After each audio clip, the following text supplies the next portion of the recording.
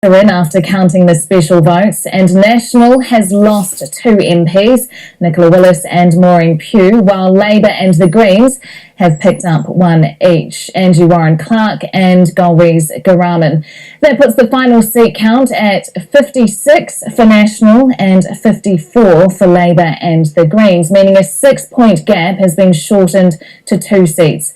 But both sides still need New Zealand First's 9 seats to form a government. Political editor Patrick Gower reports. Jacinda Ardern with Labour's negotiating team, getting ready to put the case that it should lead the next government, and today given a much stronger hand, 2 more seats to the Labour Green bloc. Look, we are in the position to form a stable, durable coalition government. I'm absolutely pleased with that. The left's gain has been National's loss. It is 2 seats down. Bill English says it still has the stronger case. It confirms a strong position for National as the largest party, 10 seats ahead of the Labour Party and still ahead of a Labour-Greens combination. So in the final result, National ends up on 44.4%. That's down 1.6%. Labour is on 36.9%. That's up 1.1%. New Zealand First up a bit to 7.5%. And the Greens up a bit as well to 6.3%.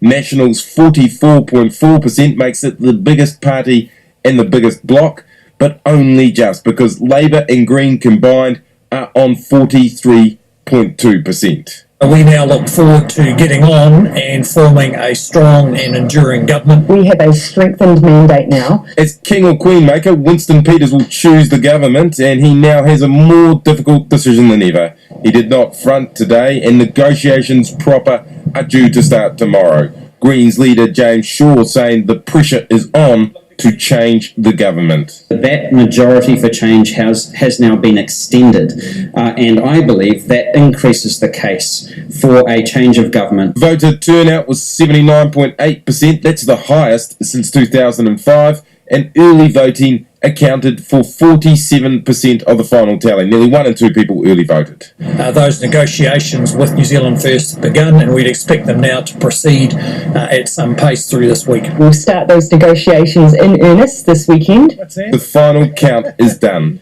Now it is time to negotiate. It is all on. Well, political editor Patrick Gower joins us now. And Patrick, how much has today's result changed things?